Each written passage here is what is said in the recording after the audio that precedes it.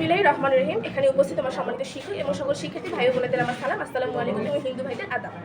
আমি গোলাপ দলের পক্ষ থেকে জান্নাতুল নাঈম সিনহা আজকে শিল্প সংস্কৃতি বিষয়ের বর্ষবিদায় অনুষ্ঠানটি উপস্থাপন করব।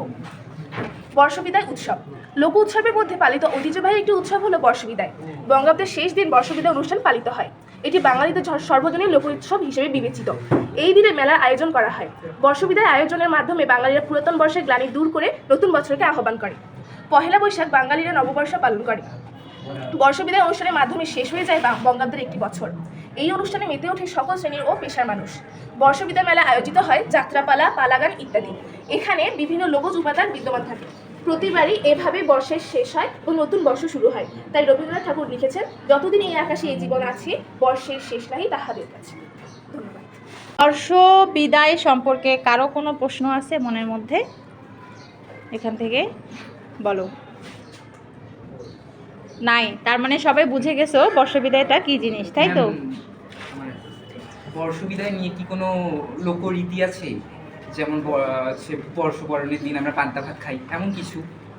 বর্ষ বিদায় সম্পর্কে এমন কিছু রীতি নেই, তবে এই বর্ষ বিদায় সাধারণত ক্ষুদ্র নৃগোষ্ঠীরা বেশি পালন করে থাকে।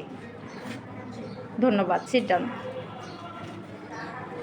আর কেউ কিছু বলবা? এখন তোমরা এই পোস্টারের ফিডব্যাক দাও। এই পোস্টারে কেউ একজন দাঁড়িয়ে ফিডব্যাক দাও, কাজটা কেমন হয়েছে। ফিডব্যাকটা এমন হবে, নেগেটিভ কেউ কিছু বলবে না, তবে নেগেটিভ জিনিসকে কীভাবে পজিটিভলি বলতে হবে সেভাবে বলতে হবে, ঠিক আছে? ফিডব্যাকের মেন জিনিস হচ্ছে এটা। নেগেটিভভাবে কিছু বলা যাবে না, তবে নেগেটিভ জিনিসটা পজিটিভলিভাবে নিয়ে পজিটিভভাবে বলতে হবে।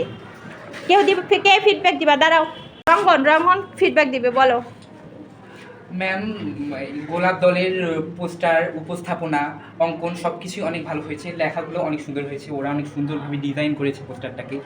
তো ওদের আমি এখানে কোনো ত্রুটি খুঁজে পাচ্ছি না তেমন। অনেক সুন্দর হয়েছে। আমি একটু ত্রুটি পাইছি, আমি একটু বলি। হ্যাঁ, মানে সব কিছু যদি পজিটিভই হয় তাহলে নেক্সটে কাজ করার প্রবণতা হারাবে, তাই নেগেটিভ কিছু বলতে হবে। বলো। এখন আমি যেটা বলতে চাচ্ছি সেটা খুবই একটা ইম্পর্টেন্ট জিনিস, সবাই শোনো, কথাটা সবার কাজে লাগবে কথাটা শুনলে। সেটা হচ্ছে লেখার ফ্রন্ট। আসলে সপ্তস্ব সম্পর্কে আমরা সবাই জানি, সপ্তস্বয়ে যে 7টি বিষয়, সেটার মধ্যে একটা বিষয় তোমরা লঙ্ঘন করছো, সেটা হচ্ছে সমান্তরাল বিষয়টা। সমান্তরাল বিষয় মানে হচ্ছে একটা লাইনের নিচে আর একটা লাইন হবে। এই যে যেমন ধরো এখান থেকে শুরু করছো, এটা কি সমান হয়েছে আসছে, দেখো একটা লাইন এ পাশে গেছে, এই যে এই সাইডেও তাই, দেখো।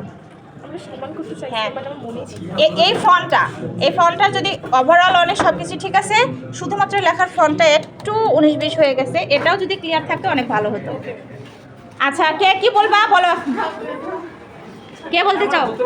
আদিল, দাঁড়াও, কি বলবা বলো। এদিক কাছে আসো, এদিকে আসো, ওটা দেখে বলো, বলো। মোটামুটি গোলাপ দলের আর্টটা পুরোটাই সুন্দর হয়েছে, কিন্তু এখানে মেলার এরিয়াটা নির্দেশ করে দিলে, আর নাগর দলের যেহেতু দিছে, আর দু একটা স্টল বা এই টাইপ কিছু দিলে সুন্দর হতো। আচ্ছা, স্টল, খাবারের স্টল, তাই? খাবারের স্টল বা যেখানে সাংস্কৃতিক জিনিস যেমন ঘর সাজানোর মতো বাঁশের তৈরি, এগুলো যদি দেওয়া হয়তো ভালো হতো। মানে তোমার চিত্রে একটু প্রবলেম। আচ্ছা, ওটা দিলে একটু ভালো, আরো ভালো হতো। এমনি ভালো হয়েছে, ওটা দিলে আরো ভালো হতো, তাই তো? আচ্ছা, ঠিক আছে, ধন্যবাদ সুন্দর ফিডব্যাকের জন্য। আর কেউ? আর কেউ না? আচ্ছা, ঠিক আছে, ওদের জন্য একটা হাততালি দাও।